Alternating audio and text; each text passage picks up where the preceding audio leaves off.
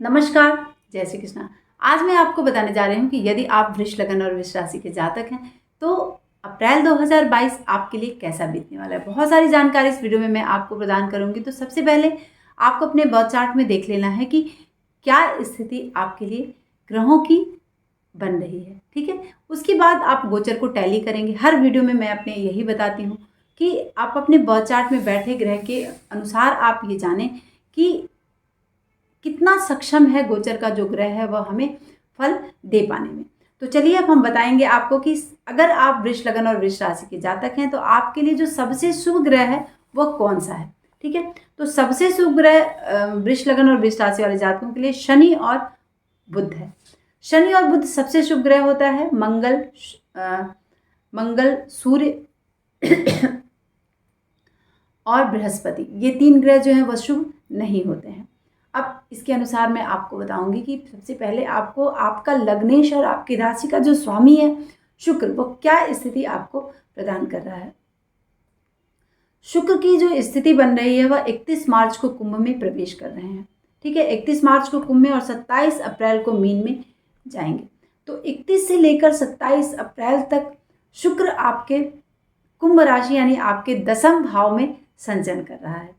अब आपको ये देखना है कि आपके लग्न का स्वामी और आपके छठे भाव का स्वामी आपके दशम भाव यानी केंद्र में जाकर संचरण कर रहा है। जब भी केंद्र में रहेगा, दशम में रहेगा और कुंभ में रहेगा तो थोड़ी सी पीड़ा यह प्रदान करता है, ठीक है। आपके लग्न के अकॉर्डिंग अगर कह लें या फिर आपके राशि के अकॉर्डिंग कह लें तो आपको थोड़ी सी पीड़ा आपको प्रदान करेगा। शुक्र के साथ साथ आपके शनि मंगल भी आएंगे अप्रैल में, तो वहाँ पर स्थिति बन रही है। मंगल 7 अप्रैल से लेकर 17 मई तक कुंभ में संचरण करेंगे और शुक्र की भी स्थिति 27 अप्रैल तक बनी रहेगी वहाँ पर। तो आप ये देख लें कि 7 से लेकर 27 तारीख तक मंगल और शुक्र एक साथ यहाँ पर दसम भाव में संचरण करेंगे और मंगल आपके द्वादश भाव का स्वामी है और आपके सप्तम भाव का स्वामी है। सप्तमेश और द्वादशेश एक साथ यहाँ पर शुक्र के साथ बैठेंगे और 29 अप्रैल से शनि देव भी यहाँ पर आ जाएंगे।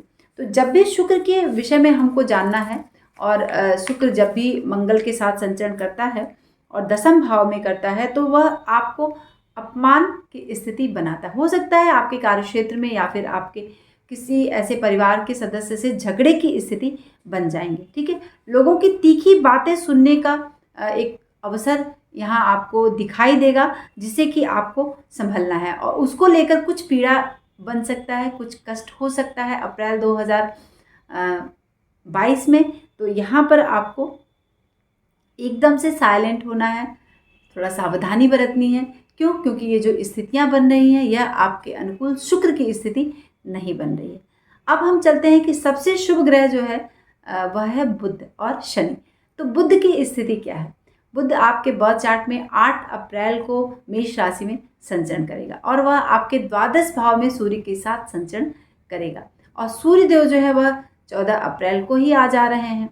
तो एक साथ सूर्य और बुध बैठकर द्वादश भाव में आपको क्या फल प्रदान करेंगे। अब चूंकि बुध आपके पंचम भाव का स्वामी है और आपके बर्थ चार्ट के धन का स्वामी है, द्वितीय भाव का स्वामी है और वह द्वादश में उसकी स्थिति बन रही है, ठीक है। तो द्वादश में जब भी बैठेगा तो आपको कुछ मतलब अगर हम कह लें कि अपमान से अगर आपको, चूंकि शुक्र बना ही रहे हैं तो बुध भी इस तरह की स्थिति बना सकते हैं। कुछ अपमानजनक स्थिति बन सकती है और उसको लेकर आपको बहुत परेशान होने की ज़रूरत नहीं है, ठीक है। स्त्री बाधा आ सकती है, किसी स्त्री से रिलेटेड कुछ इस तरह की चीज़ें हों जिससे कि आपको कष्ट मिल सके, ठीक है। आपको इस शत्रुओं से आपको पराजय की स्थिति अप्रैल 2022 में बन सकती है, ठीक है। और उसको लेकर कुछ मन व्यथित हो सकता है। तो इसके लिए आपको बिल्कुल से नहीं घबराना है और पंचम भाव के स्वामी बुध का आपको उपाय करना है ना। आप ग्रीन कलर के कपड़े पहनिए, विष्णु सहस्त्र नाम का पाठ करिए जिससे कि बुध जो है वो आपको बेनिफिट दे।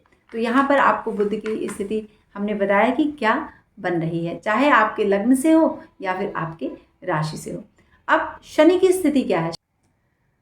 शनिदेव आपके भाग्य और आपके कर्म के स्वामी हैं और शनि का जो गोचर है 29 अप्रैल को ये ग्रह संचरण कर रहा है, यानी राशि बदल रहे हैं, अपनी मूल त्रिकोण की राशि कुंभ में प्रवेश कर रहे हैं, तो क्या स्थिति आपको प्रदान करेंगे। अभी नवम में थे, यानी 29 तक वह अप्रैल 2022 में मकर में रहेंगे और शश योग का निर्माण यहाँ पर कर रहे हैं। ये बहुत ही अच्छी स्थिति थी, बहुत सारा कुछ आपको बेनिफिट मिला है। लेकिन ऐसा अगर सोच लें कि कुछ भी काम व्यवस्थित जैसे आप अगर चाह रहे हैं, वो स्थिति शनि ने नहीं दिया है अपने 2.5 वर्षों में।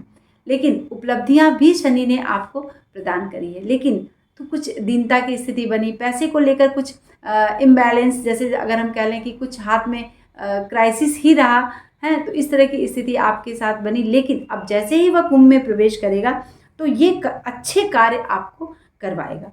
जैसे ही 10वें भाव में प्रवेश करेगा आपके कुंभ, अगर आप वृष लगन और वृष राशि के जातक हैं, तो आपकी कीर्ति जो है वह फैलेगी, है ना। शत्रु आपके परास्त होंगे, निश्चित तौर पर बहुत दिनों से जो कार्य चल रहा है उसमें आपको विजय मिलेगी। और ज्ञान की, अगर ज्ञान के दृष्टिकोण से हम देखते हैं 10वें भाव में शनि को, तो ज्ञान की हानि कराएगा। लेकिन बाकी चीज़ों में यश, कीर्ति, सम्मान, अधिकार, ये सब कुछ आपको देने जा रहा है। और हर कार्य आपका बहुत ही व्यवस्थित तरीके से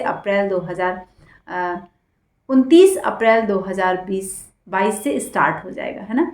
तो 29 अप्रैल तक शनि का थोड़ा बहुत जो इधर उधर है उसको आपको थोड़ा सहना है। लेकिन जैसे ही वह अपनी मूल त्रिकोण राशि कुंभ में प्रवेश करेंगे तो आपको यह सफलता प्रदान करेंगे, आपकी कीर्ति, यश आपको प्रदान करेंगे।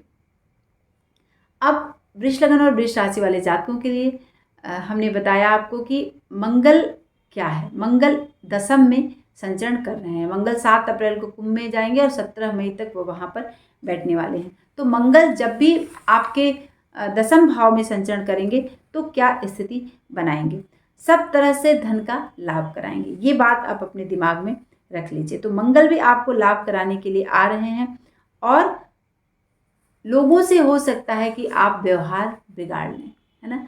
तो आपको यहाँ पर अपने व्यवहार को बहुत ही बैलेंस करके रहना है। अब शुक्र के विषय में मैंने आपको बता ही दिया। बुध की स्थिति क्या है, बुध क्या है, तो बुध भी आपने उदादित्य योग बनाकर बैठा है। लेकिन चूंकि 17 मार्च से राहु ट्रांजिट कर गया है मेष राशि में, तो वह आपके 12वें भाव में बैठा है सूर्य और बुध के साथ। तो थोड़ी बहुत इधर उधर स्थिति बन सकती है। आपको अपने चरित्र पर बहुत ही ज़्यादा ध्यान देना है, क्योंकि 17 मार्च से राहु देव आ गए हैं 12 में। तो आपको संबंधों को बहुत ही बैलेंस करना है, ठीक है। अगर आपने अपने संबंधों को बैलेंस नहीं किया तो कुछ इस तरह की स्थिति बन सकती है जो आपके लिए अच्छी नहीं है ना। और कुछ खर्चे करवा सकता है। अब 12 में राहु बैठा है तो समस्त 11 भाव के खर्चों को वह करवाएगा, चाहे आपके लग्न का हो, आपके धन का हो, आपके चतुर्थ भाव का हो, आपके पंचम का हो। इन सब खर्चों को वहाँ पर 18 महीने राहु प्रदान करेगा। तो और आपको राहु का निश्चित तौर पर उपाय करना है। अगर आपने राहु का उपाय नहीं किया तो स्थितियाँ कुछ आपके लिए अनुकूल नहीं जाएंगे और मन आपका हमेशा विचलित होगा और अदर चीज़ों में आप इन्वॉल्व होंगे। तो इसीलिए आपको राहु का उपाय करना है, राहु से संबंधित जप करना है, राहु से संबंधित दान करना है। ओम ऐं ह्रीं राहवे आप वैदिक मंत्र का जाप करें, इससे आपको बहुत ही लाभ मिलेगा। अब कौन सा ग्रह, यानी बृहस्पति ब्रह्मांड का सबसे बड़ा ग्रह है। और आप ये देखें संयोग की दोनों ग्रह शनि और गुरु अप्रैल माह में ही संचरण कर रहे हैं। गुरुदेव अपनी दूसरी राशि मीन अपनी स्वराशि में प्रवेश कर रहे हैं और मकर राशि से कुंभ में शनिदेव प्रवेश कर रहे हैं। तो ये बड़ी एक अच्छी घटना है।